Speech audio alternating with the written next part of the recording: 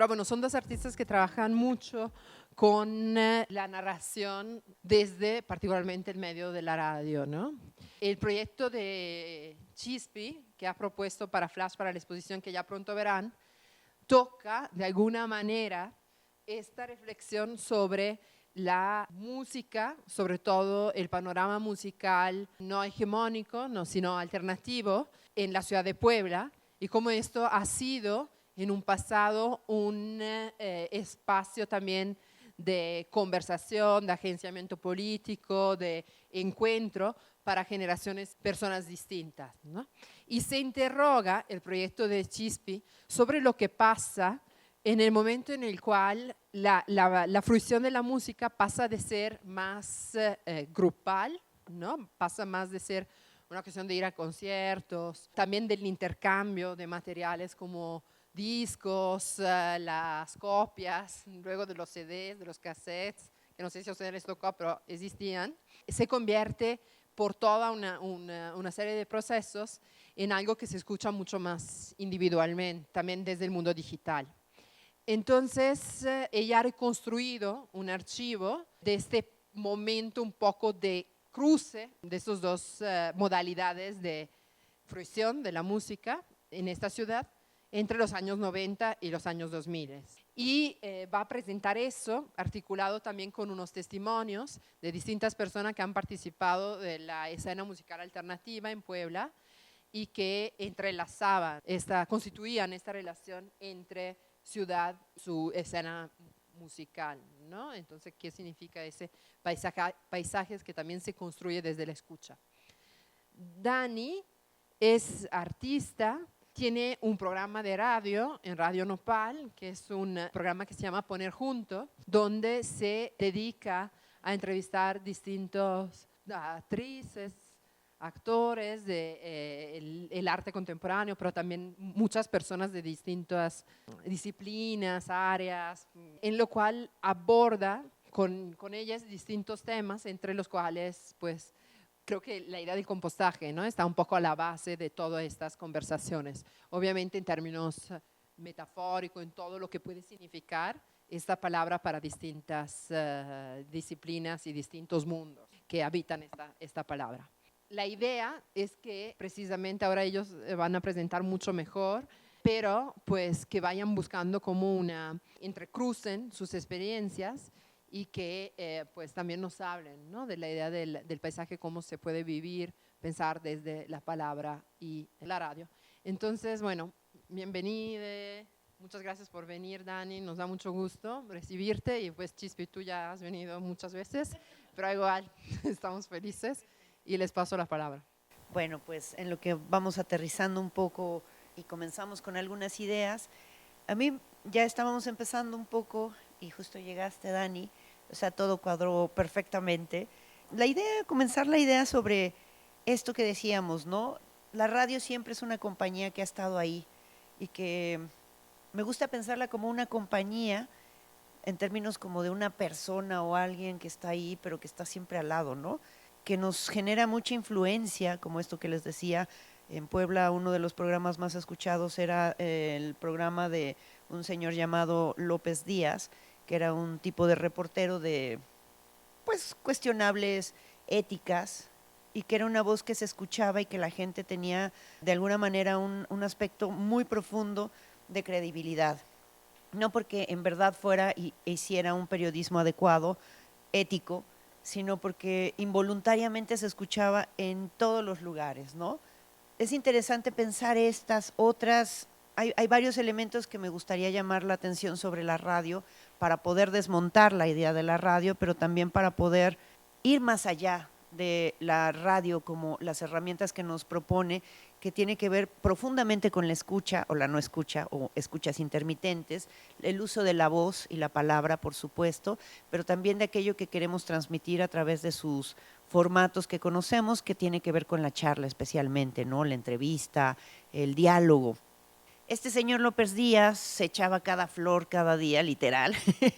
Alguna vez yo iba en el autobús, en la combi, y había sucedido un evento de un feminicidio muy renombrado que tal vez ustedes recordarán, de una chica de la UPAEP, ¿no? se permitía tales cosas como decir seguramente ella tuvo la culpa por cómo iba vestida y qué hacía de noche, saliendo de noche. Una señorita no tendría que salir de noche, ¿no? Y con esto quiero llamar la atención a entender que imaginarios nos ayuda a crear, que de pronto tampoco cuestionamos, ¿no? Porque solo está ahí, es como que va corriendo al lado nuestro y le escuchamos involuntariamente, como también puede ser las miles de horas de Luis Miguel que se escuchan en cualquier oficina en la tarde y que puede ser un continuo en algunos lugares, especialmente aquí en el centro. Si ustedes de pronto van caminando por el centro, tienen la misma estación sintonizada y puedes escuchar un continuo mientras caminas de esas estaciones, ¿no? Entonces, aquí estamos viendo una serie de cuestiones más interesantes que la radio nos puede proponer. Otro punto que me gustaría colocar sobre el panorama es que en algún momento siempre había esta idea de que la radio iba a desaparecer antes que la televisión, ¿no? Yo estoy totalmente en contra de esa idea porque creo que es más fácil que desaparezca la televisión como la hemos conocido y de hecho la práctica de ver televisión como la habíamos conocido, como recordemos Los Simpson, ¿no? Que llega toda la familia, se junta en un sofá y ve algo conjuntamente. Eso ya básicamente se ha destruido porque ahora tenemos pues muchas cosas a la carta que podemos ver de manera individual en nuestros dispositivos, ¿no? Ya no es una cuestión en la que nos convocamos como familia, como grupo que vive en una misma casa con una sola pantalla, sino que las pantallas se han multiplicado y esto ha cambiado el concepto de la forma de ver televisión. Por otro lado, la radio sigue estando ahí, ¿no? No la pelamos, no hay esta cuestión voluntaria tal vez. Y esto lo digo a partir del el programa que tuve durante 10 años que se llamaba Nomadismo Sonoro y que en algún momento transitó a la televisión y aquello fue muy raro, ¿no? Pasar como de un formato al otro, aunque como eran entrevistas, ¿no? También era muy fácil poder transitarlo, pero mucha de la gente que lo escuchaba era como el humor involuntario, lo escuchaba porque se estaba trasladando a la hora de la comida a las 3 de la tarde en el tráfico y entonces había que tener esa conciencia. ¿A quién le estoy hablando a estas horas en este momento, no? En términos de la escucha, no recuerdo bien si eran algunos de Platón o Aristóteles o Sócrates, quienes en sus formas de dar conocimiento, la transmisión de conocimiento, se ocultaban detrás pues de una cortina, detrás de algo que permitiera solamente que ellos, sus alumnos, alumnas, no, alumnos, ¿no? ¿Quién queremos engañar? No habían mujeres, perdón, se me desbordó la cuestión de género, pero no, ¿a quién queremos engañar? Solo eran hombres, entre hombres, accediendo al conocimiento. Él lo que hacía básicamente era ocultarse porque quería que estudiantes, sus pupilos, básicamente escucharan la voz como una transmisión de el conocimiento sin imágenes. Esto creo que es lo más potente que tenemos de pensar de la radio, ¿no? Toda aquella imagen tan libre que nos puede generar y no como la imposición de las pantallas o la televisión o el cine, en donde para generar una idea representativa nos muestra claramente una imagen que tiene decisiones, ¿no? Por ejemplo, vamos a hablar de La Sustancia, que si no la han visto, les invito a que la vayan a ver, en donde hay un estereotipo claramente sobre una mujer de una edad, con una corporalidad que nos puede asumir a una nacionalidad, etcétera, etcétera, etcétera. Pero si yo les digo ahora mismo una mujer de 60 años, en su cabeza se conforma una imagen, ¿no? Que son estas imágenes acústicas que son súper interesantes y que creo que es donde tenemos que llamar la atención de cómo podemos desbordar la radio, ¿no? Cómo podemos utilizar las herramientas.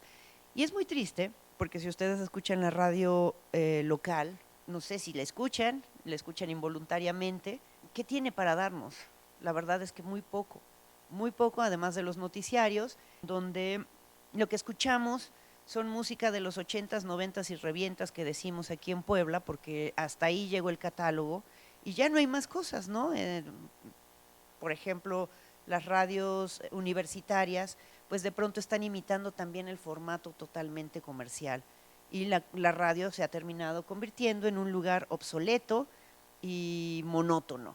Pero, ¿qué más cosas podríamos hacer con la radio? Vamos muy retrasadas en muchos años. En Francia, pues en los años 50, 60, pues era un espacio, por ejemplo, para la improvisación de la música concreta, para utilizar la voz, para para no solo transmitir mensajes decodificados claramente para que se entendieran en términos de la comunicación, ¿no?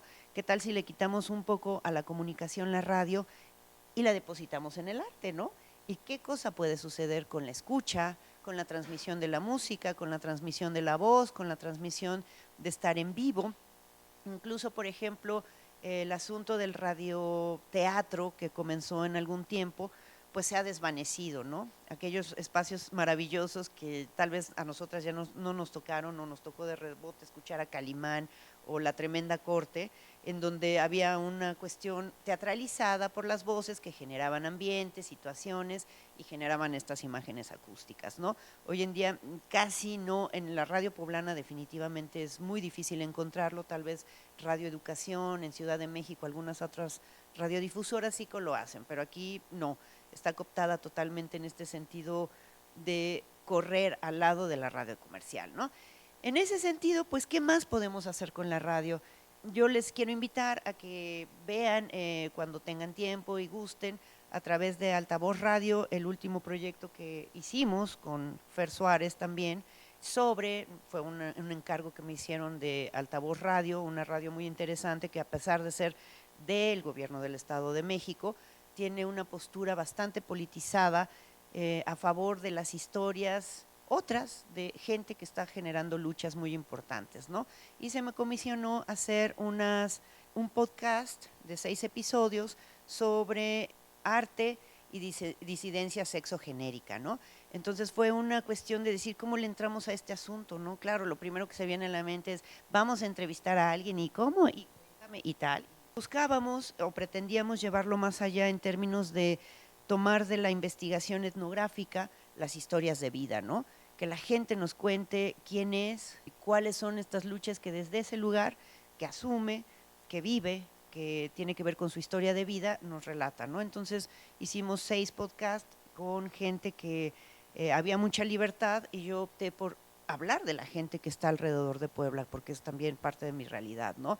Pensé, por supuesto, en gente que ya tiene la palabra y que ya hemos escuchado, que está en este posicionamiento existencial, ontológico, y dijimos, pues no, vamos a hablar ahora con estas otras colegas, las nahualas, que son una pareja, unas esposas que hacen teatro, pero también hacen activismo desde el teatro, otras colegas que se llaman Lenco, que están en Tlaxcala y que también trabajan temas de lesbiandad y temas alrededor de todo aquello que circunda en una ciudad pues pequeña como es Tlaxcala en relación al arte, Santo Miguelito, que ya seguramente algunas de ustedes conocen, a otro colega que es un compañero trans que se llama Tenoch y que habla de cómo se apropia de la ciudad a través del graffiti, o también estaba Julio Lantán, quien también hace teatro y que el travestismo de alguna manera le permite fluctuar en una identidad, pero también generar sus posibilidades artísticas.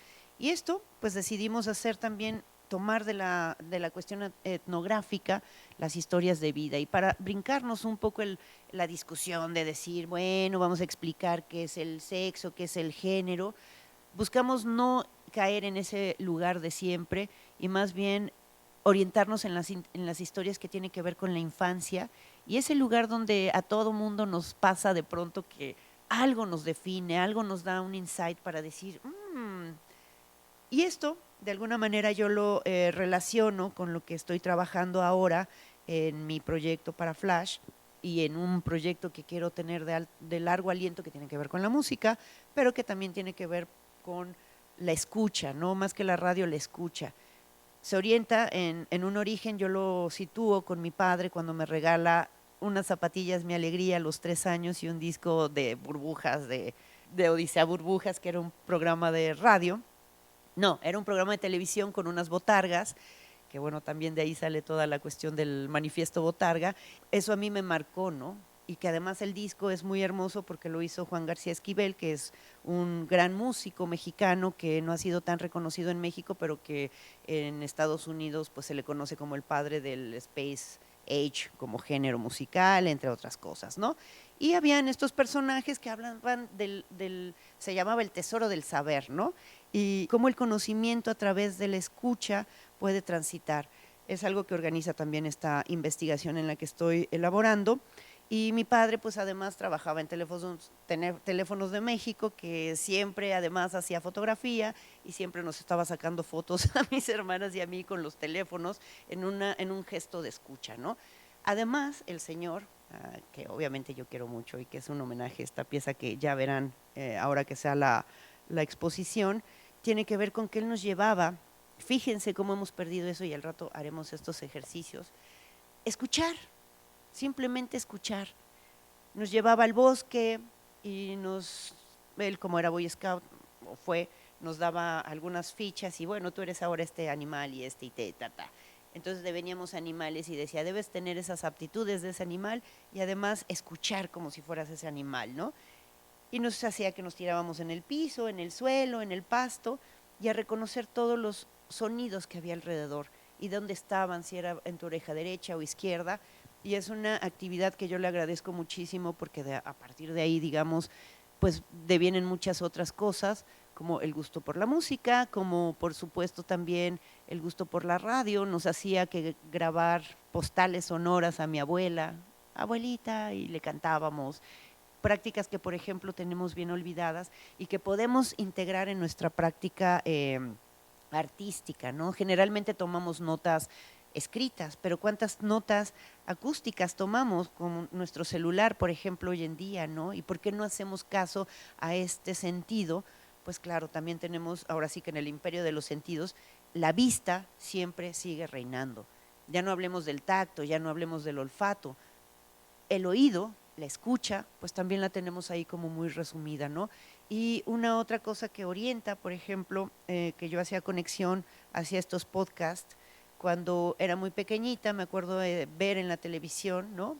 Cuando empezaba toda la música en videos, ¿no? Video Kill the Radio Star, una canción que podría ser el soundtrack aquí y ahora, como el video mató a las estrellas de la radio. Yo recuerdo estar jugando en ese momento de mi edad, de mi vida, pues siempre me cortaban el cabello como niños tenteros, que era la moda, yo creo que era como si te pusieran una vacinica aquí y te cortaran el resto del cabello. Y a mí siempre me preguntaban, ¿tú eres niño o eres niña? Y yo en verdad no lo sabía, no lo tenía muy claro. Y yo decía, creo que soy niña, ¿no? ¿Por qué me preguntan? No sé qué soy. Y recuerdo muy bien haber visto un video de Pete Burns, de una canción que tal vez recuerdan que se llama You Spin Me Around. Y yo vi a ese pirata porque tenía un ojo tapado, con ese fleco y con ese cabello enorme y esa cadencia de caderas.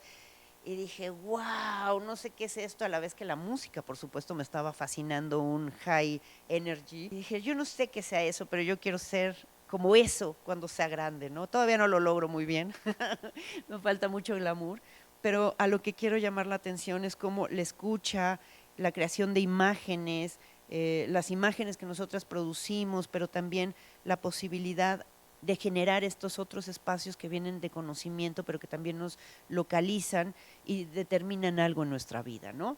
Entonces, un poco yo quería poner este planteamiento porque me gustaría invitarles a que pensemos la radio no como este lugar donde sintonizamos, ¿no? Y ya como para ir cediendo la charla con Dani, apenas el jueves estuve en un congreso de coloquio de radio y la verdad fue muy triste, ¿no? Porque ya de entrada la gente que yo he conocido, mucha de la gente, la gran mayoría de la gente que conozco que está en la radio, saben, tienen esta voz y amigas, es que parece que me ha tragado el micrófono. Y aquí mi colega Nidia no me lo dejará mentir, porque siempre saben es esta cosa de te voy a conquistar a través de la voz y la voz impostada, no como la mía que es nasal, ¿no? Era terrible ver las cuestiones, era como una herramienta, una máquina de guerra ideológica brutal, en donde, claro, tenemos estos programas que, bueno, atienden a, pues, a esa diversidad de gente que es muy diversa del género y del sexo y de todas esas cosas. Señor, usted ni siquiera sabe a qué se está refiriendo, ¿no? También tenemos estos programas en donde le damos la voz a las mujeres. ¡Ay, gracias! Era lo que necesitaba, que alguien me diera la voz. Me pareció muy triste, y se los cuento a modo de chisme, porque precisamente es donde la radio se ha quedado instalada, en dar la voz. Darle la voz a quién, tenemos nuestra voz y nuestra voz también tiene que fluctuar en esa posibilidad de ¿para qué la uso? ¿Qué digo? ¿Cuándo hablo y cuándo me callo, no? Y como este chiste de los hombres, así, amiga, quiero que tengas la confianza de un hombre blanco heterosexual, europeo y todas esas cosas, porque en verdad a veces no se calla en la boca.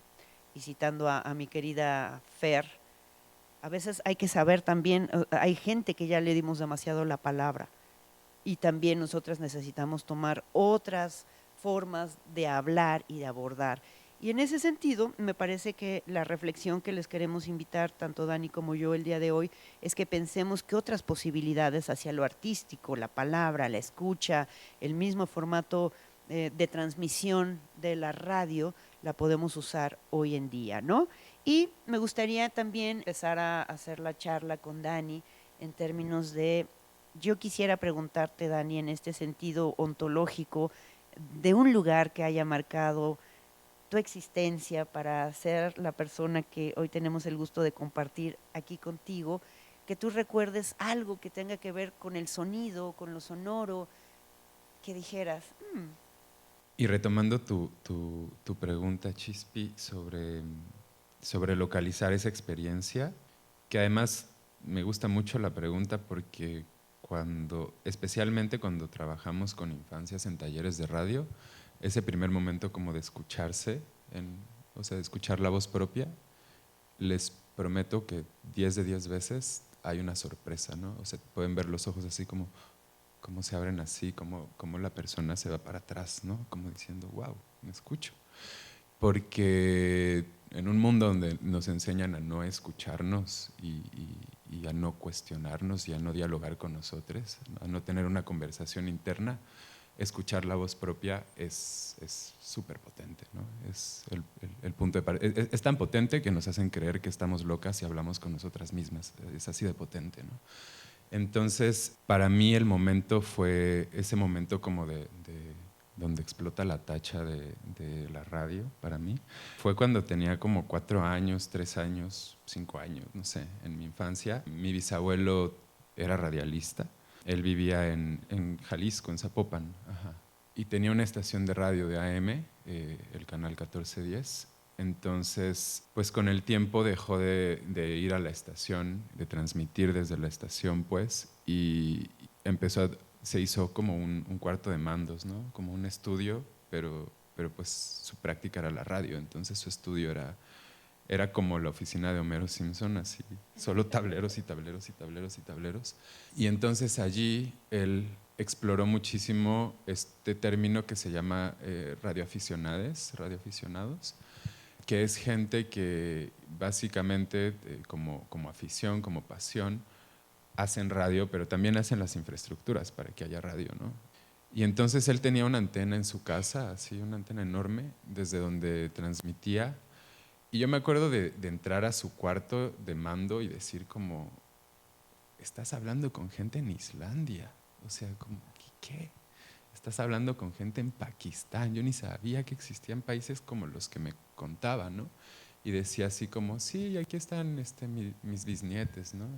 Y pasábamos y hablábamos. Y para mí eso era así. Evidentemente que para alguien que nació con, ay, qué señora me escuché, pero bueno, soy una señora, ¿no?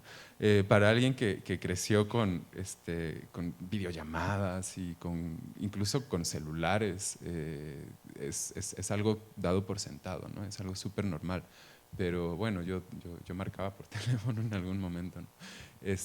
Tuve celular cuando tenía 17 años, una cosa así. Entonces, esta cosa como de la comunicación a distancia me parecía súper mágica, eso por un lado. Y por otro lado, también solo sentarme allí a escuchar, para mí era una delicia, ¿no? Escuchar no solamente lo que transmitían en términos lingüísticos, o sea, como en términos de palabra, sino todo el ruido claro, todas las capas de sonido que hay allí, ¿no?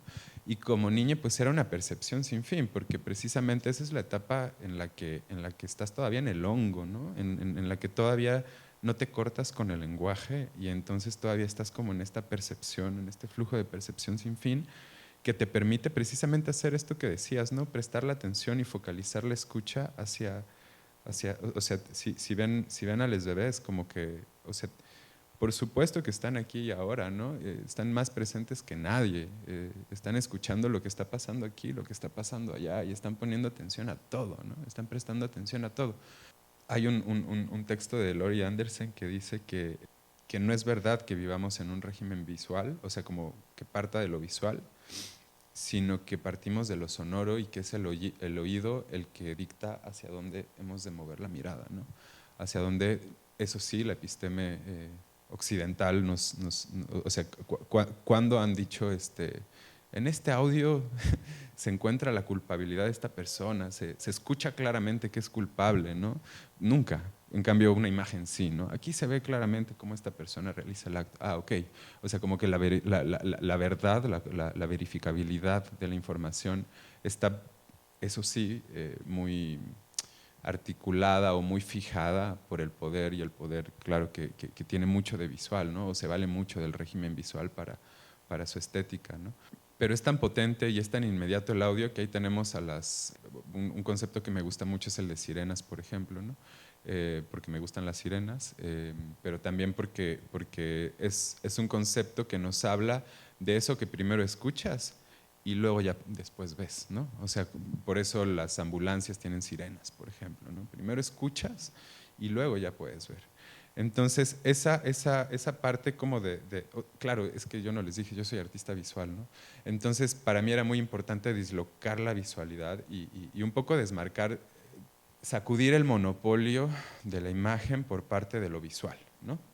Y en ese sentido, como dice Herzog en su documental fantástico de la caverna de los sueños olvidados, donde analizan pinturas rupestres, y dicen es que las imágenes nunca fueron silentes, o sea, las imágenes siempre tuvieron movimiento y siempre tuvieron, o sea, pasas una antorcha y ves a la leona y escuchas el rugido de la leona, ¿no? O sea, no hay manera de que no lo escuches, estás allí, ¿no?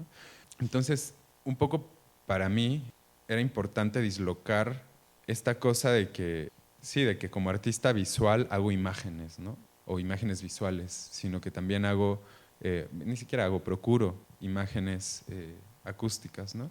Y para volver la parábola de ese primer momento como de maravillarme con la escucha, me volvió muchos años después, cuando ya trabajaba con composta, llevo muchos años trabajando la composta desde muchísimos lados, todos los posibles, y justo en el momento en el que estaba como con esta cosa de decir, que yo creía que era una decisión personal de decir, ¿será que le entro con mi obra al compostaje? Y no me daba cuenta de que ya estaba allí con mi obra, ¿no? Y de que te va diciendo, ¿no? O sea, no es como que tú le dictes qué hacer a tu obra, sino que más bien vas detrás de ella, así como persiguiéndole y diciéndole, oye, ¿por dónde te fuiste, no? Y en ese momento se estaba yendo hacia abajo en la tierra, ¿no? Se estaba hundiendo como lombriz en la tierra. Y entonces hubo una noche de luna llena donde estaba trabajando la composta y claro, los seres de la composta y la composta misma como ser, es un ser de agua, ¿no? O sea, es casi pura agua y lo demás es mayoritariamente agua, ¿no?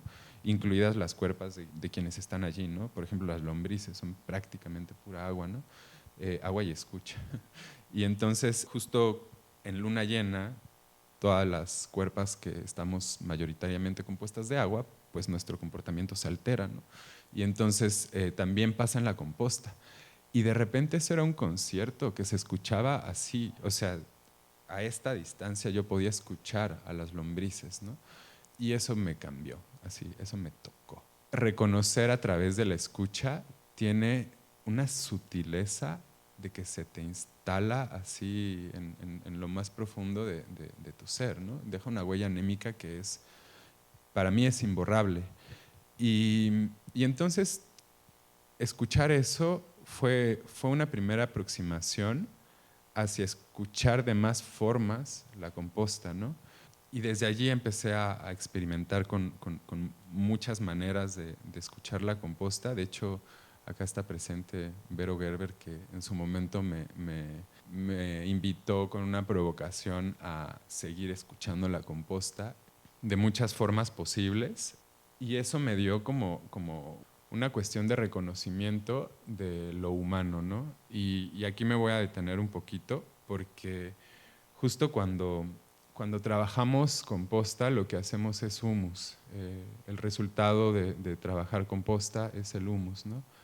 Y el humus es lo que nos hace humanes, es lo que nos da esa categoría de humanes, ¿no? Así como Puebla nos da la categoría de poblanes, el humus nos da esa categoría de humanes, ¿no?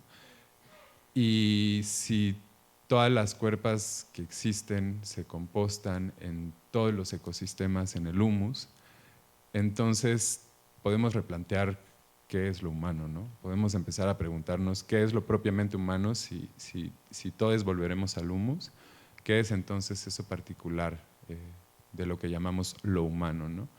Y, y precisamente a través de la radio encontré una manera como súper potente para compartir esa pregunta, porque evidentemente no tiene una respuesta, ¿no? Y evidentemente tiene como solo aproximaciones, ¿no?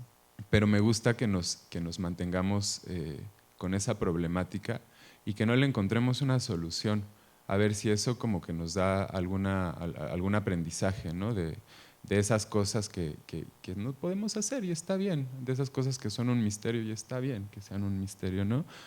Porque quizás así les tenemos mucho más respeto.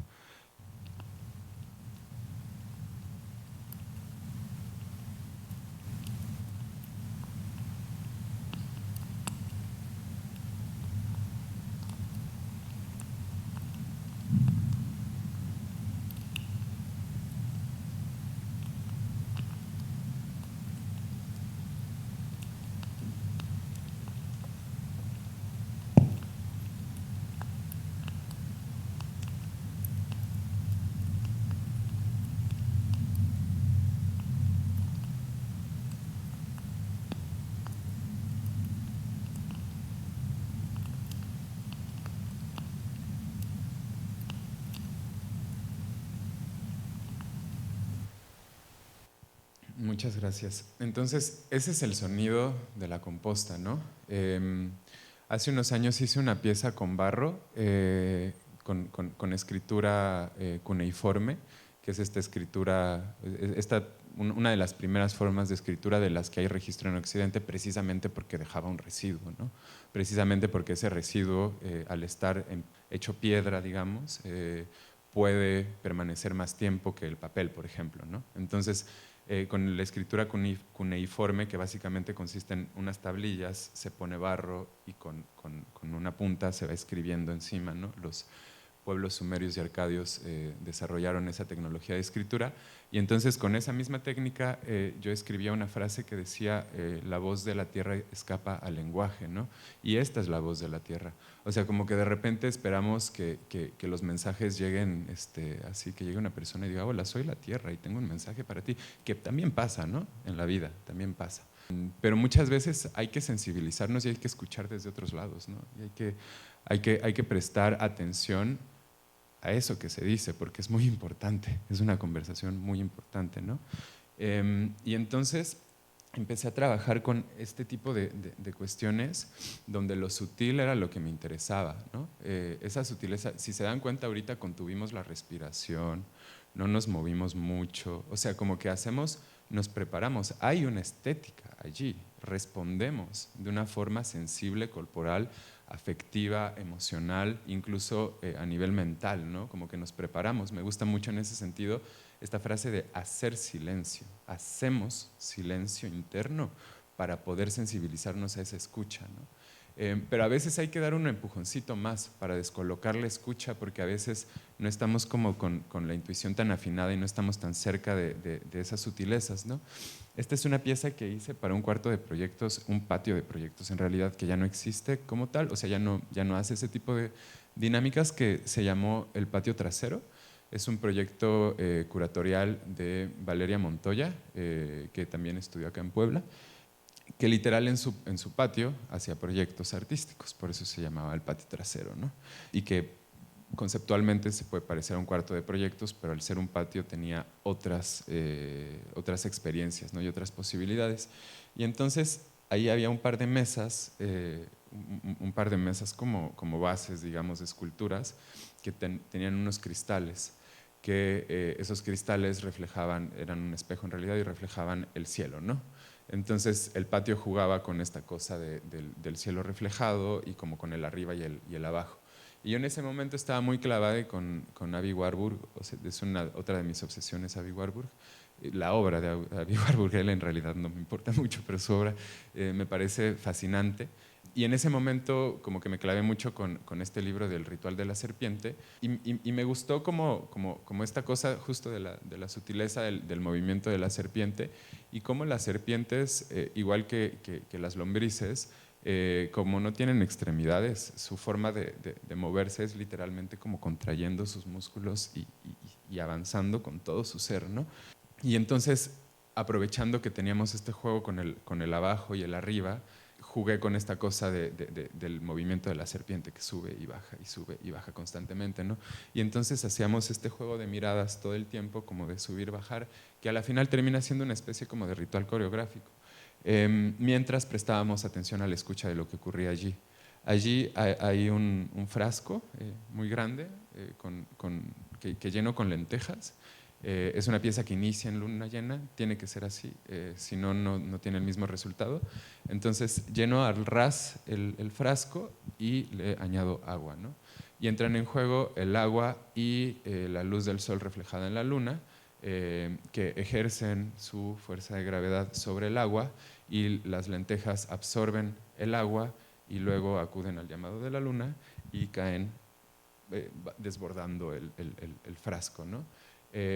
Más o menos de que se pone el agua a que empiezan a desbordarse, pasan como entre 5 y 10 minutos, no es nada, es así rapidísimo el efecto, ¿no? Y entonces ahí nos tenían como a 20 personas treintonas haciendo silencio un sábado por la noche para escuchar la caída de lentejas, ¿no? Que era como... Y cada que caía una nos volteábamos a ver así como, güey, escuchaste.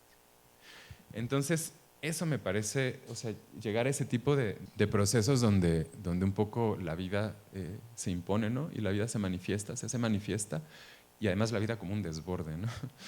Se hace manifiesta, era algo que me interesaba mucho analizar desde la performatividad de una lenteja, ¿no?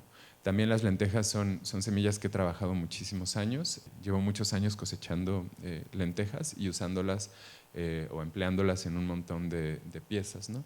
Y por último, algo que también me gustaba acá era que aquí ocurre una relación sexual interespecie no penetrativa, donde no hay una cosa de dominación, ¿saben? O sea, como que también hablando justo de género y de preguntas sexogenéricas, esto me pareció una bonita manera también para empezar a explorar el género y la sexualidad desde otros lugares distintos a los que nos dijo el PAN y el capitalismo, ¿no? O sea, como la defensa de la vida es también esto, ¿no? La defensa de la vida también es cuestionarnos de qué otras formas puede haber relaciones sexuales que no reproduzcan dominación, básicamente, ¿no? Esa es la pieza que les decía que trabajamos con Vero Gerber y fue en el Centro Cultural España. Y acá lo que hacía, este es mi bote de composta, que ahora que estaba preparando la presentación pensaba que es mi relación más estable y más duradera en el tiempo, en la vida. Llevamos como más de 10 años, ¿no? Me ha acompañado por varias etapas, varias mudanzas, varias casas, etc. Y en ese sentido se ha convertido como en una extensión de mí, ¿no? O algo que habla de mí, por lo menos. No sé si una extensión de mí, pero algo que da cuenta de mi vida, ¿no? Y de mis hábitos y mis maneras de vivir. Y entonces aquí lo que hicimos fue poner un hidrófono adentro del cubo de composta, bueno, del bote de composta, para captar las pulsaciones y eso traducirlo a sonido, pues llevarlo a sonido mecánico. Y arriba pusimos un micrófono para captar también el sonido que viniera desde, sí, por ondas, ¿no? Ya no que se transmite a través de los sólidos como el hidrófono, sino más bien como a distancia, ¿no?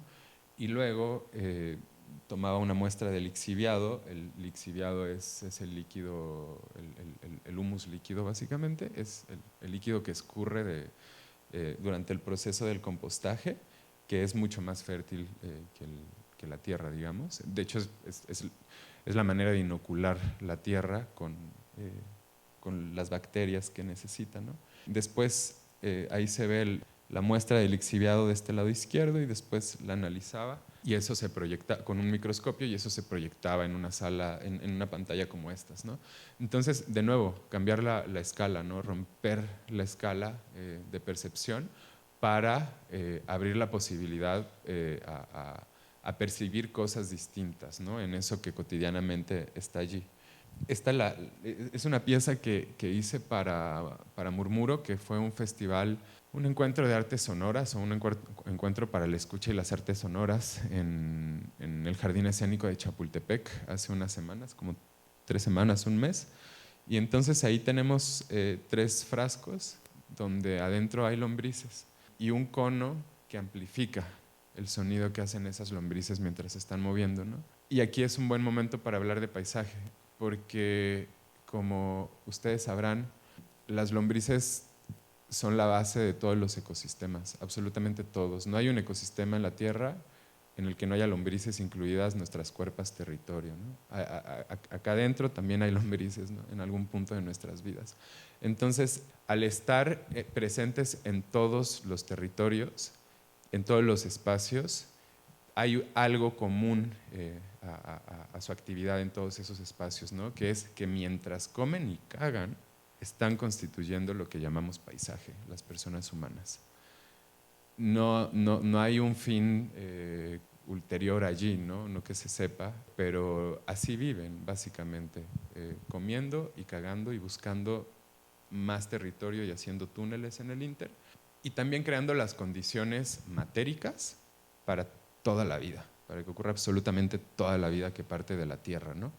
Entonces, en ese sentido, me parecen seres fantásticos que tienen mucho que enseñarnos de nosotros, que tienen mucho que enseñarnos de los secretos de la Tierra y que tienen mucho que enseñarnos sobre restauración también. Justo el programa que hago en Radio Nopal desde hace más de 5 años, llevamos 78 episodios, se llama Poner Junto, es un laboratorio radiofónico de investigación en compostaje urbano, y poner junto es la raíz etimológica de compostar, ¿no? Componere.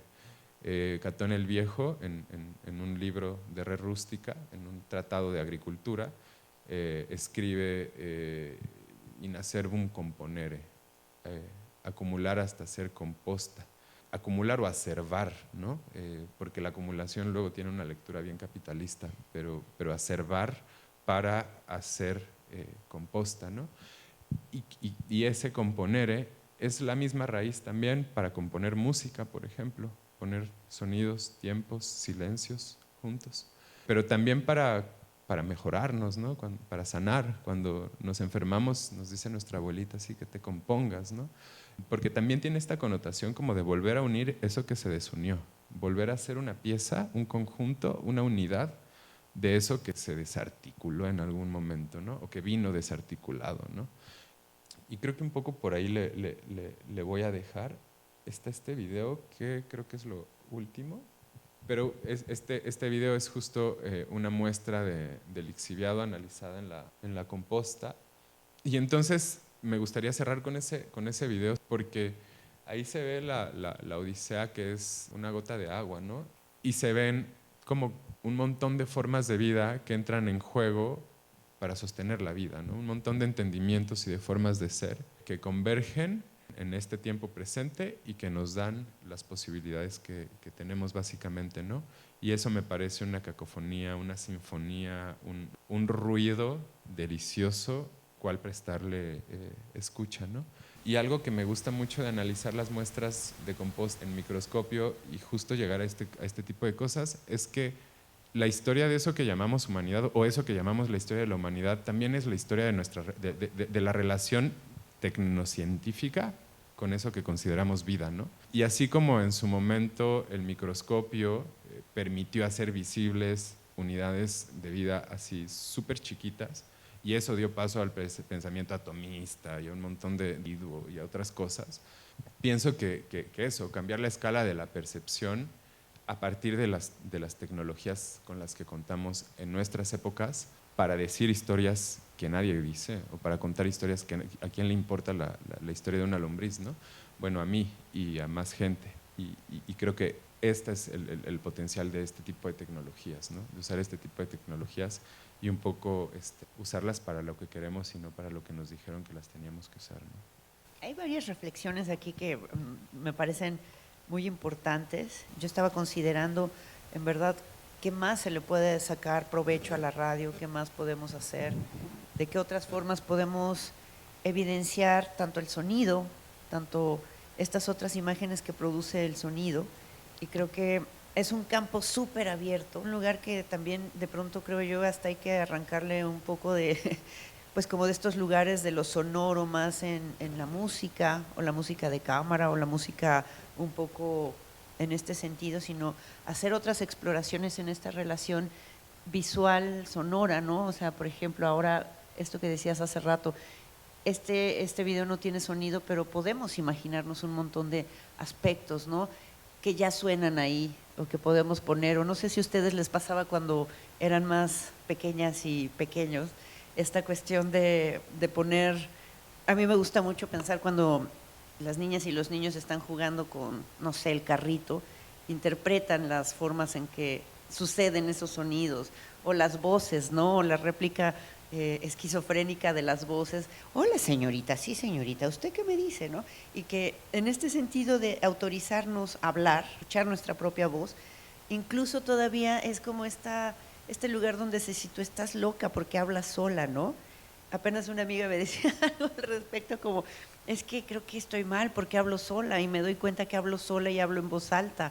Y entonces, ¿cómo no nos permitimos un montón de cosas, ¿no? Como si reflexionar y considerar cosas solo tuviera que suceder en silencio en nuestra cabeza, como en una supuesta meditación, que bueno, en ese sentido la meditación sería otra cosa, ¿no? Tal vez anular los pensamientos o acallar la mente del todo, pero ¿qué más podemos hacer con nuestra voz? ¿Qué más podemos hacer con la escucha? ¿Hacia dónde dirigimos escuchar, o cómo podemos escuchar las imágenes o ver los sonidos, ¿no? Y a veces creo que este tipo de metáforas o de lugares a los que recurrimos en torno a la vida natural nos ofrece muchísimas posibilidades, ¿no?, de relaciones extrañas, insospechadas. A mí me parece que hay una belleza muy grande en las lentejas. Un día me pasó que no me dio tiempo de hacer las lentejas, las dejé remojando y al otro día ya había ahí, dije, bueno, ¿qué hago? Hago lentejas con tallitos, o hago un germinado, y fue muy raro comerse, ¿no? Porque la primera impresión que te da es que eso ya se transformó y quién sabe qué cosa está pasando ahí, y hay un automático rechazo, ¿no? Y dije, no, vamos a hacer las lentejas, ¿no? Y eran lentejas que para mí estaban como posando todas ahí en la olla, y era muy raro, ¿no? Cómo descolocarnos en estas imágenes que generan y producen y transforman. Y que esa idea también, por ejemplo, del transformismo tiene mucho que ver con la performatividad, ¿no? Y cómo nuestras performatividades siempre es que tienen que estar aseguradas hacia algo, ¿no? Performar la radio implica tener la voz de chica musical o tener un tipo de voz así, porque si no, no eres parte de esa fauna o yo qué sé, ¿no? ¿Cómo podemos también torcer esas performatividades a las que estamos siempre accediendo, ¿no? Creo que la radio nos permite imaginar mundos, nos permite observarlos, nos permite escucharlos, y creo que eso es algo muy importante en este tiempo, como una herramienta que creo que hay que tomarla. Sí, justo hace unos, no sé, un par de años, platicando con Alberto López Cuenca, otro personaje también que resuena acá en Puebla, ¿no? Justo estábamos hablando de medios, ¿no? Porque tiene una investigación sobre las dinámicas televisivas y tal, la producción audiovisual en México y su relación con el poder, ¿no? Y justo ahí hay dos cosas que destaco. Uno, también la cercanía que en su momento tuvo la radio, o tiene la radio con el poder, porque sigue siendo hoy día el medio más masivo que hay en el planeta. No hay ninguno que conecte más que la radio, no lo hay, no existe y no lo habrá, seguramente. Es muy difícil pensar que haya un medio así, que sobreviva. O sea, no sé, ahora estamos viendo en Cuba, en Ecuador, en Colombia, en Perú, en Bolivia, apagones Y apagones no de 1 hora, 2 horas, semanas enteras, ¿no? Ese es el futuro. Esta pretensión de hiperconectividad a través de computadoras es una fantasía que se está desmoronando muy rápidamente, ¿no? Así como subió, está bajando, ¿no? Y vamos a volver a replantearnos cómo comunicarnos. Hoy día la forma de comunicarse con gente en Ecuador es mucho más sencillo hacerlo a través de la radio, pero infinitamente son mayores las posibilidades. WhatsApp es cosa de risa en comparación con eso, ¿no? Entonces ahí hay un potencial bien grande, ¿no? Y por otro lado también, retomando la cuestión de la imaginación, esta cosa que a mí me llama la atención de la ausencia de una imagen dada, que tú hablabas hace rato, Claudia, justo hace un par de años en una residencia en los anexos artísticos, en Toluca, en la AA, en Toluca hay una sirena, ¿no? En el Valle de Toluca vive una sirena, que yo les decía que es parte de mi investigación también las sirenas, ¿no? Que se llama Tlanchana, que es una mujer que toma forma de pez, o sea que toma forma de mujer, de pez, de serpiente o cualquier híbrido entre todas estas, ¿no? Sirena, pez, serpiente y mujer. Y entonces es bien interesante porque era un mito oral, un mito que venía de la oralidad, que no tenía una sola imagen, sino que había tantas imágenes como escuchas. Que eso pasa con la radio. No te da una imagen, te da la posibilidad de que tú imagines, que eso es un regalo, o sea, eso es súper bondadoso. Hoy día que alguien te invite a imaginar es que es súper amoroso, ¿no? Cuando lo pensamos así, también entendemos por qué es tan potente la radio, ¿no? Porque nos hace imaginarnos cosas distintas, nos hace imaginar otras posibilidades. ¿Qué pasó con esta figura de la Tlanchana, que venía de la tradición oral? Se topó con la sirenita de Andersen, que ya se había topado con Walt Disney, para suplantar una imagen de sirena nórdica, pelirroja, blanca, con una belleza hegemónica, en el Valle de Toluca. O sea, ¿qué sirenita de Andersen va a haber en el Valle de Toluca? Y sin embargo, esa es la imagen de la Tlanchana que se tiene. ¿Por qué? Porque había un vacío de imagen visual, que fue suplantado por la maquinaria de Disney, porque la imagen es un régimen y es una aplanadora, es súper fuerte, o bueno, puede ser un régimen y puede ser una aplanadora, ¿no? Entonces sí, volviendo a esto, a mí me parece súper interesante esta cuestión de que en la escucha te das cuenta de que cada cabeza es un mundo, ¿no? Y luego cuando haces una estación de radio, que ese es otro tema que da para horas y horas de conversación y de análisis, sí, pero justo a mí me tocó la grande fortuna de, yo me inicié en la radio acá en la Universidad de las Américas, ¿no? Con un programa de radio que hicimos sobre crítica de arte que se llamaba Desde el Anonimato, ¿no? Me tocó fundar ese programa que después tuvo 18 temporadas. Es decir, que hizo una tradición adentro de la carrera de artes, porque decíamos, ¿cómo puede ser que no haya un programa de radio de crítica de lo que estamos haciendo? O sea, y también en el periódico hicimos una columna, porque no había un ejercicio de crítica así como de lo que estábamos haciendo, ¿no?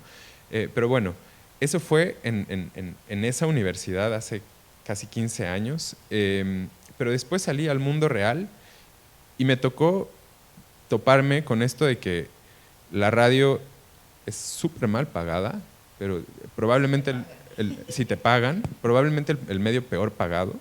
Y no solo eso, sino que después entendí que si quería hacer radio yo tenía que pagar. Yo tenía que poner de mi dinero para que eso ocurriera, ¿no? Y entonces, cuando fundamos Radio Nopal, fuimos un grupo de personas que estábamos en el Centro de Cultura Digital, hicimos una estación de radio en el Centro de Cultura Digital que se llama CCD Radio, que sigue existiendo hasta la fecha, y después hicimos la estación de Radio Nopal afuera, y en ese momento éramos como 10 personas, ¿no? Ahorita somos como 120. Entonces, volviendo a esta cosa de que cada cabeza es un mundo, también conciliar 120 proyectos conversar y discutir 120 ideas de cómo hacer radio, increíble. A veces quieres gritar y salir corriendo, casi siempre, pero al mismo tiempo es increíble, de nuevo, que hoy día, tal y como están las cosas, 120 personas tengamos una voluntad de escucharnos.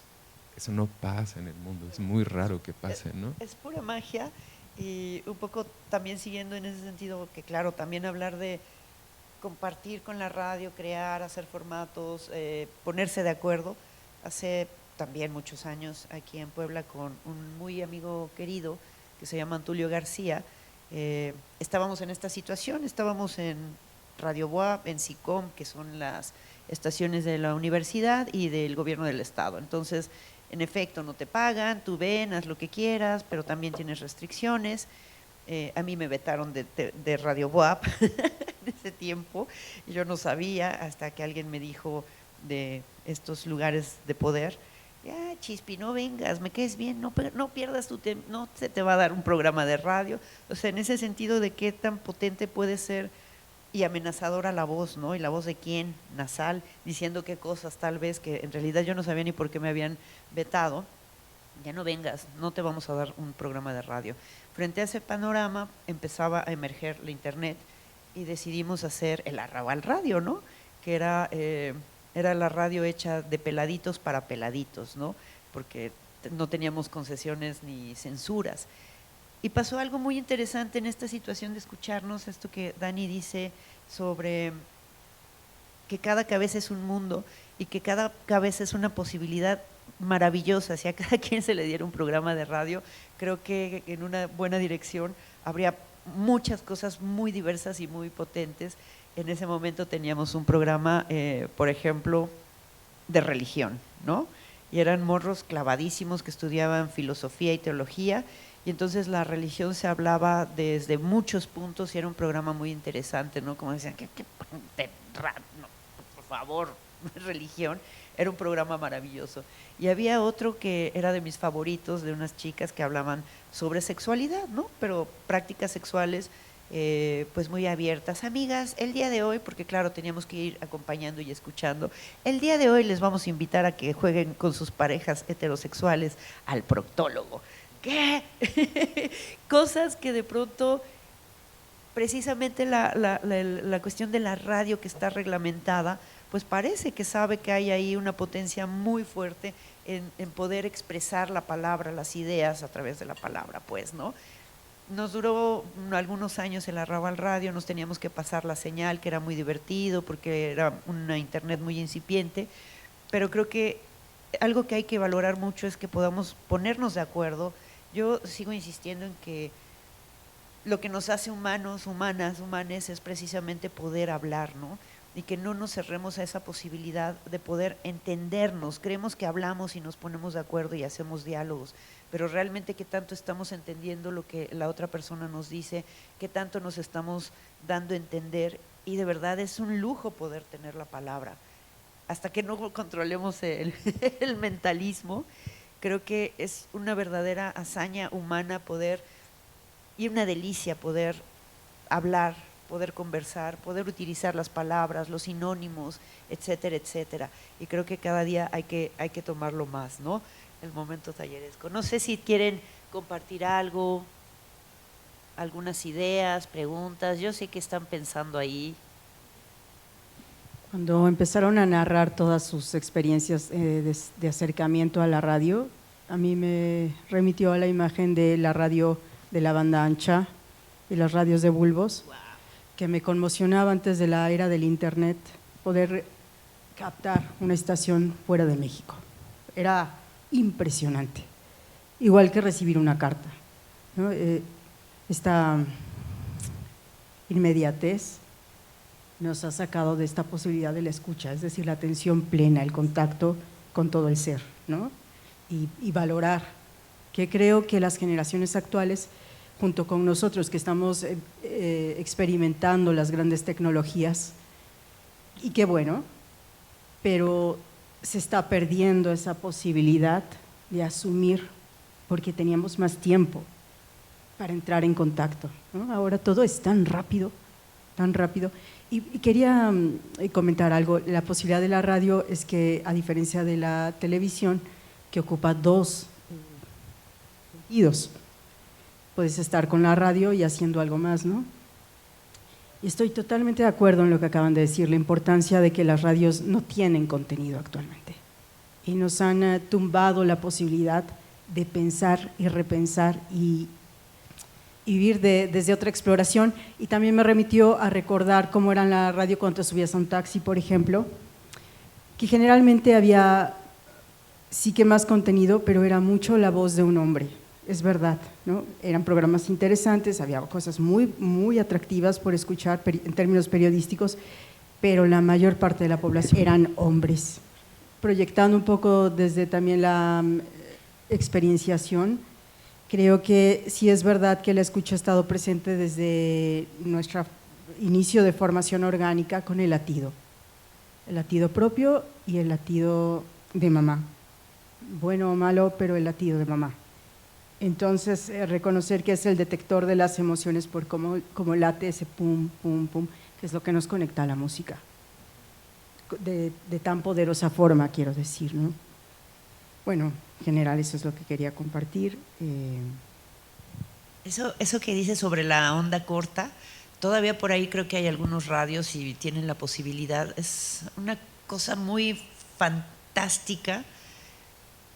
Hablamos como de texturas, pero en realidad no sabría definir muy bien y tampoco estoy muy interesada en hacerlo, pero esta sensación que tiene la onda corta, porque además si planteamos el tipo de ondas que hay para que suceda el fenómeno físico de la escucha, cuando tenemos estas radios digitales o FM, que la onda es más cerrada y por lo tanto el sonido es más pulido, en la onda corta es súper, casi que a veces se puede desvanecer y es muy larga, ¿no? Entonces podía llegar muchísimo más lejos, pero la variación del sonido pues era mucha, ¿no? Entonces ese ir y venir sonoro es una sensación muy rara porque nos da una noción de lejanía y de cercanía, como de un oleaje, que es una cosa maravillosa que cuando quieran, si pueden, tienen la posibilidad de conectarse a un radio de onda corta que todavía existen, lo hagan en la noche y se dejen llevar por ese ir y venir de esas ondas sonoras que es preciosísimo, ¿no? Y yo me quedé pensando en la cuestión de los contenidos radiofónicos y creo que en algunas estaciones comerciales hay contenidos radiofónicos terribles, ¿no? Pero o sea, creo que la radio es un universo tan amplio y tan generoso que justo si quitamos de la ecuación la cuestión de las radios comerciales, tenemos un universo así vastísimo, ¿no? Y súper rico. Allí entran desde, no sé, las radios como forma de resistencia. Por ejemplo, en Radio Nopal estamos con Al Harawi, que es una estación de radio de Palestina, y estamos reproduciendo los contenidos, ¿no? Porque tú también decías, Chispi, que algo que nos enseña la radio es que si la voz y la palabra también articulan poder, callar también es una forma de ceder a ese poder, ¿no?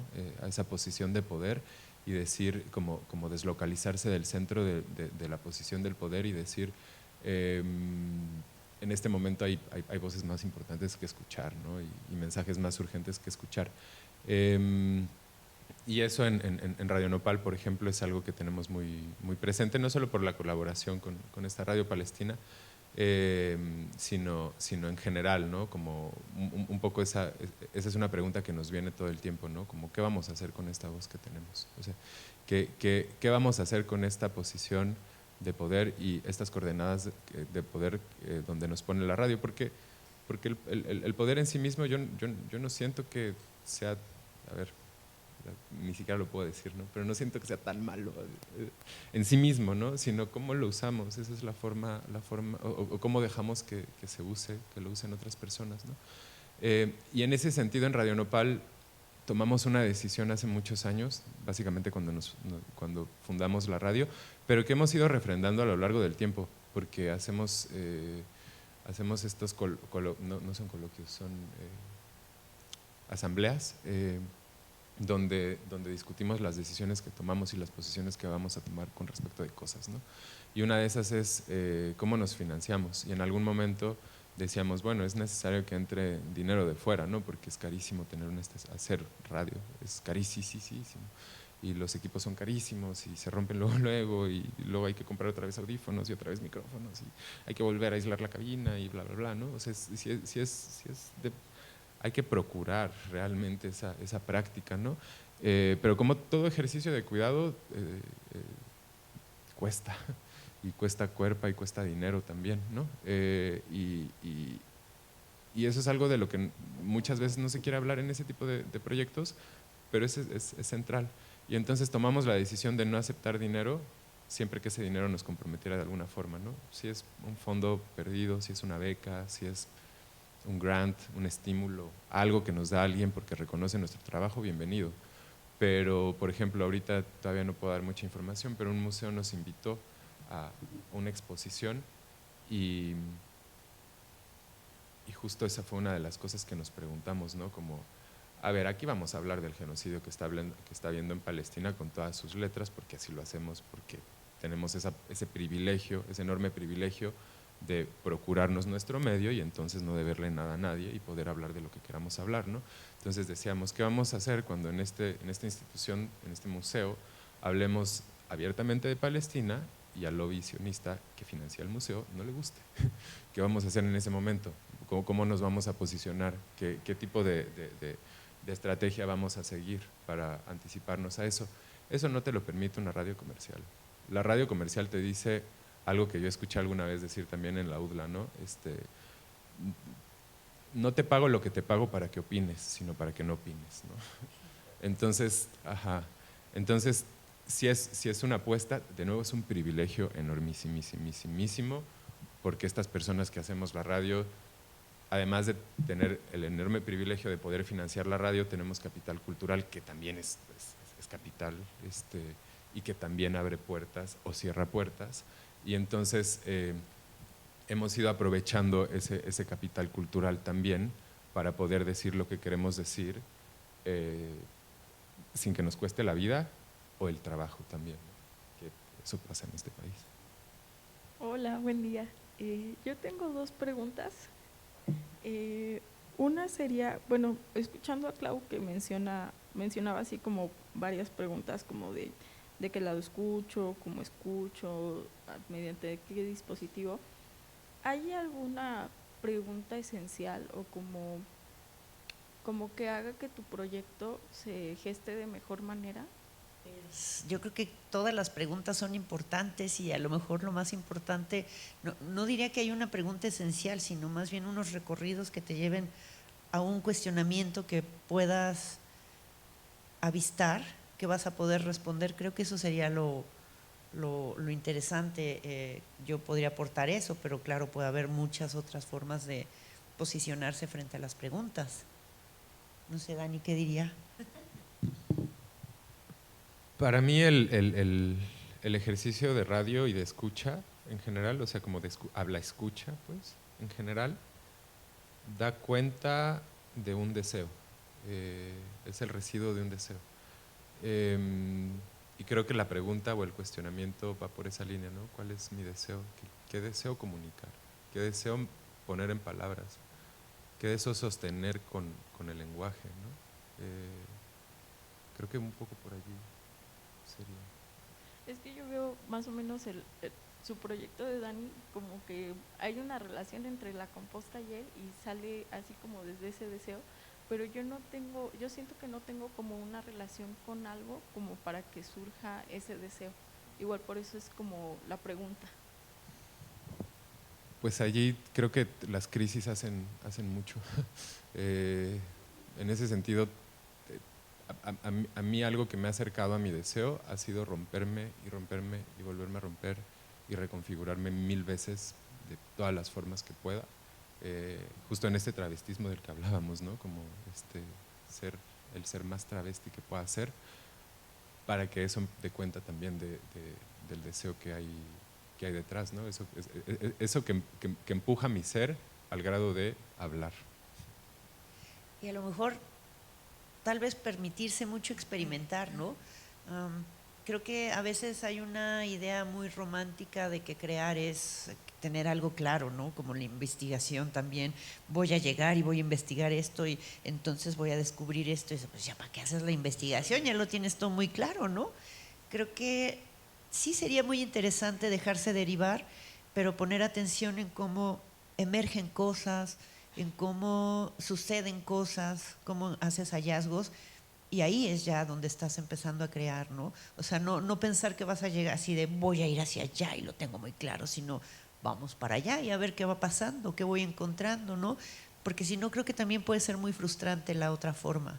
Dejar que, como los brotes de lentejas, dejarlos ahí y ver qué pasa, ¿no? Gracias. Bueno, ya la última pregunta. Dani mencionaba algo de una relación tecnocientífica.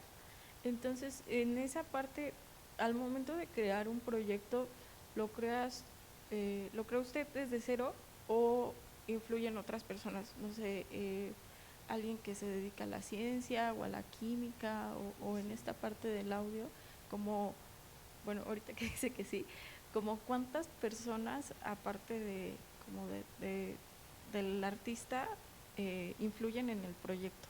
Wow. Un montón.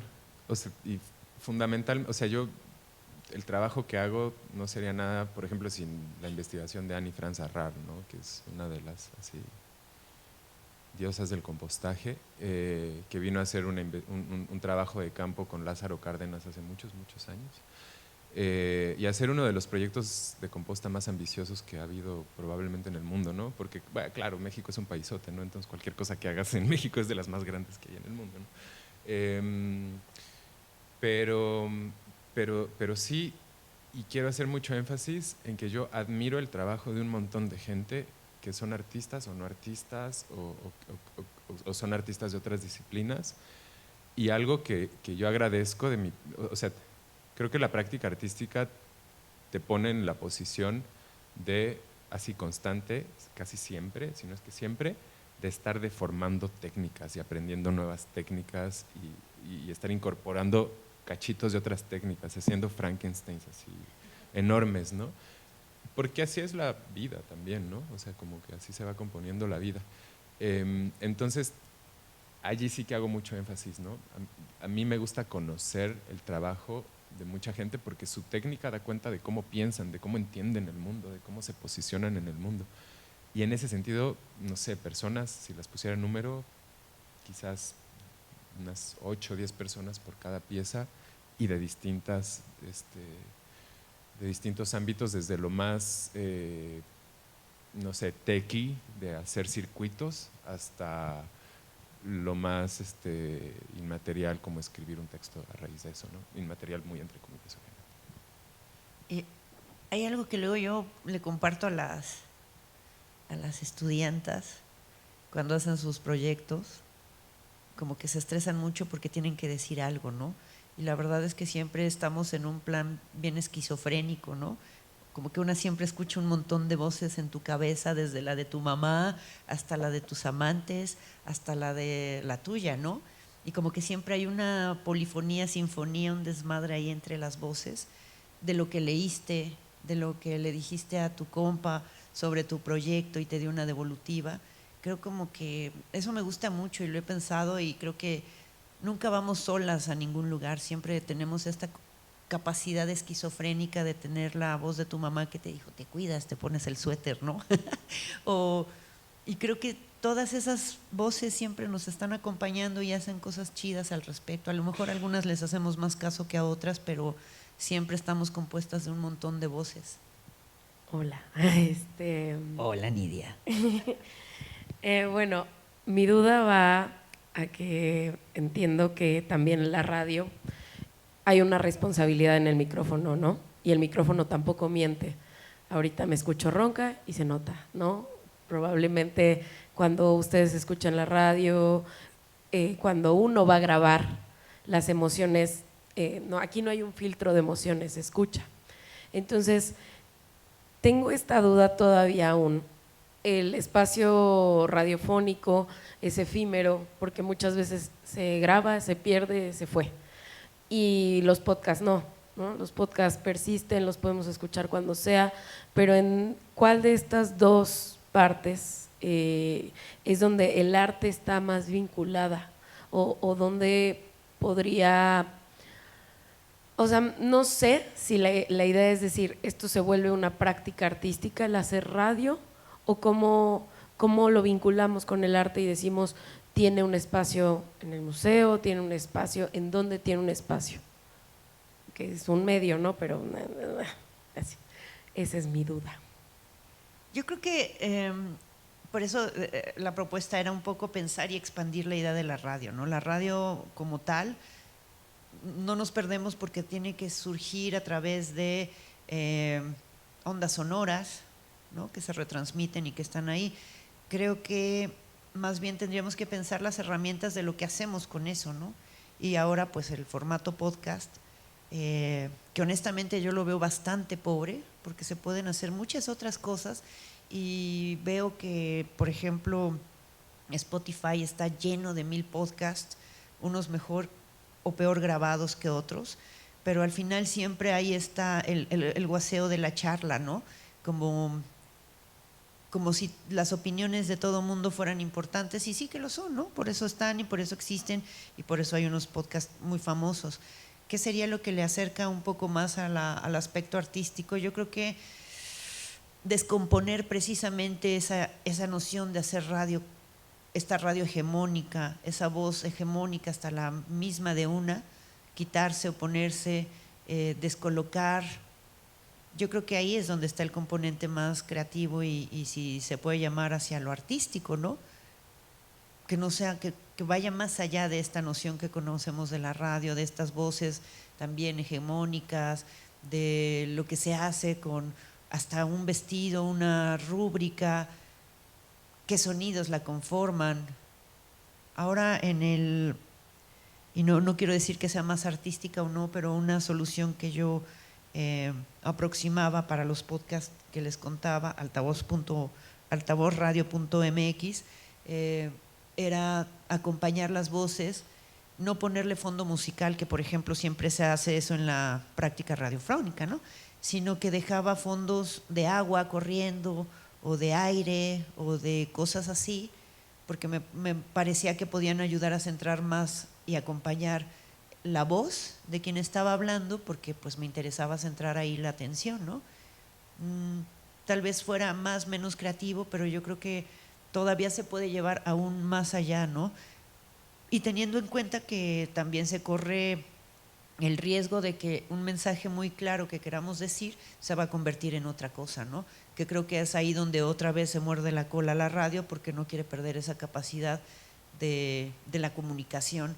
Entonces yo creo que cuando eso se empieza a dislocar, empezamos a hacer otro tipo de prácticas interesantes, ¿no? O sea, por ejemplo,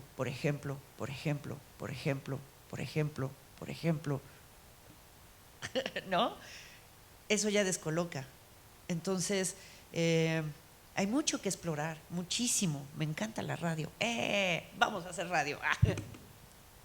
Para mí la relación está en la poesía. Un poco como en la capacidad de decir algo, como algo distinto a lo que se espera, un poco. Y me quedo pensando, no sé, yo trabajo con podcast y con radio, las dos por igual, me encantan las dos, tienen texturas distintas, posibilidades distintas.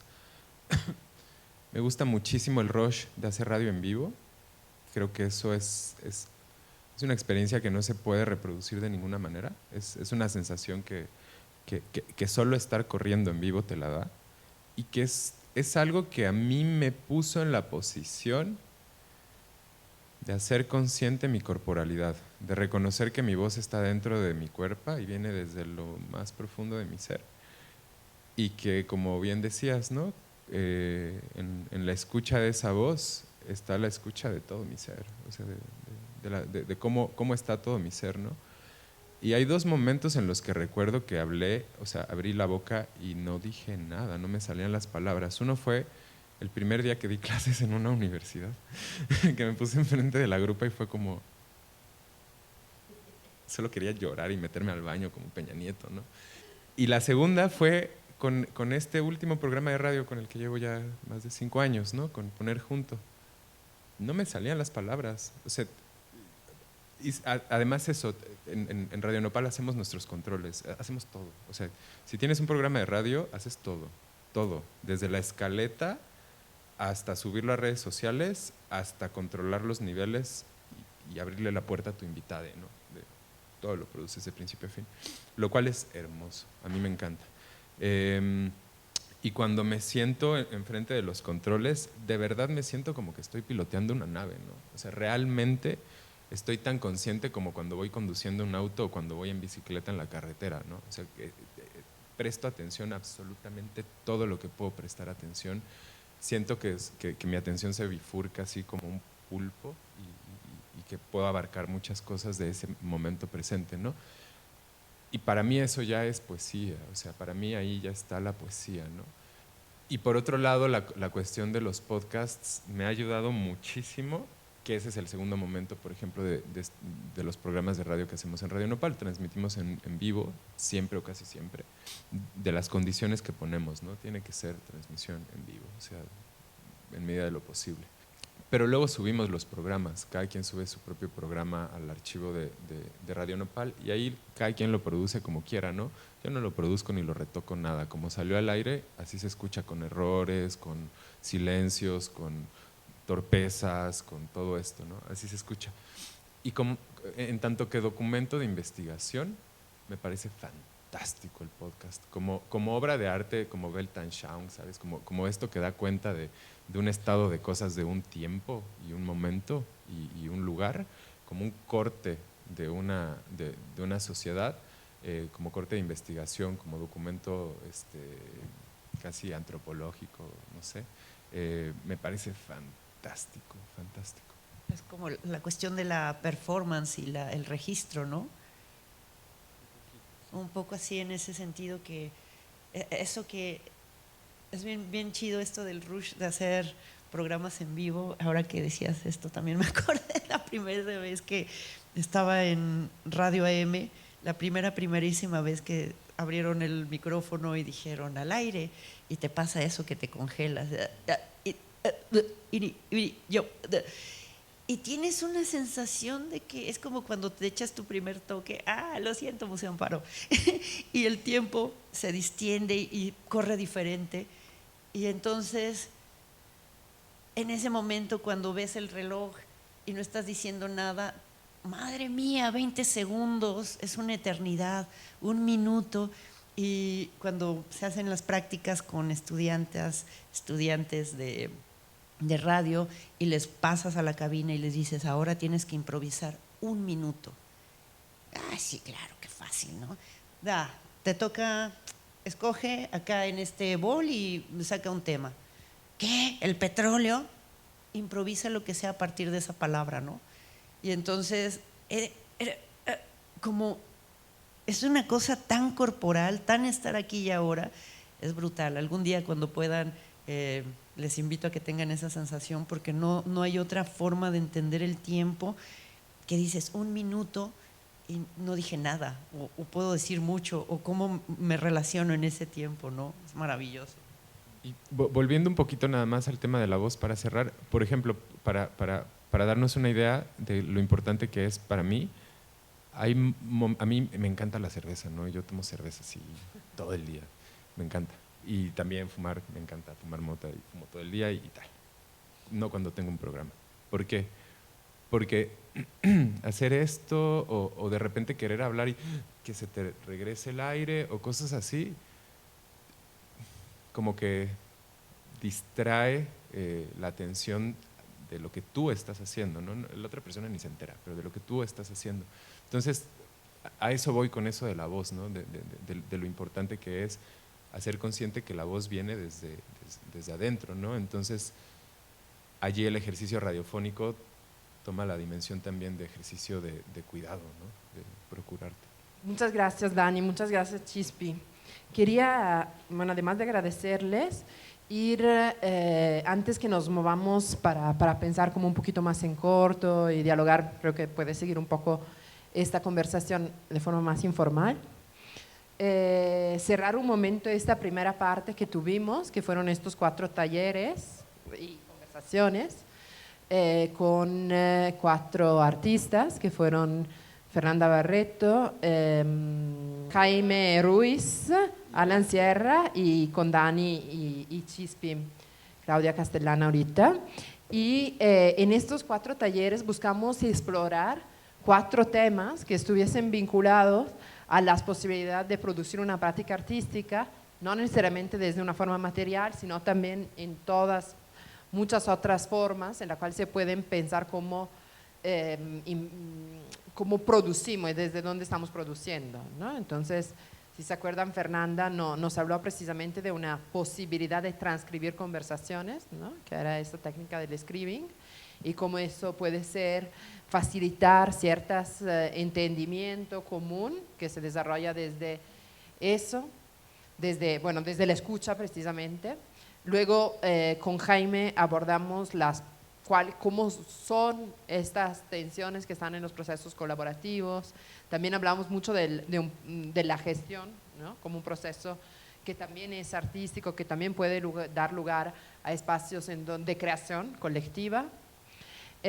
Con Alan hablamos de la escritura, ¿no? De la posibilidad de la escritura, del relato, también de lo micro, ¿no? De la atención a lo micro en estos procesos. Y en fin, con Dani y Claudia pudimos hablar del tema del radio, ¿no?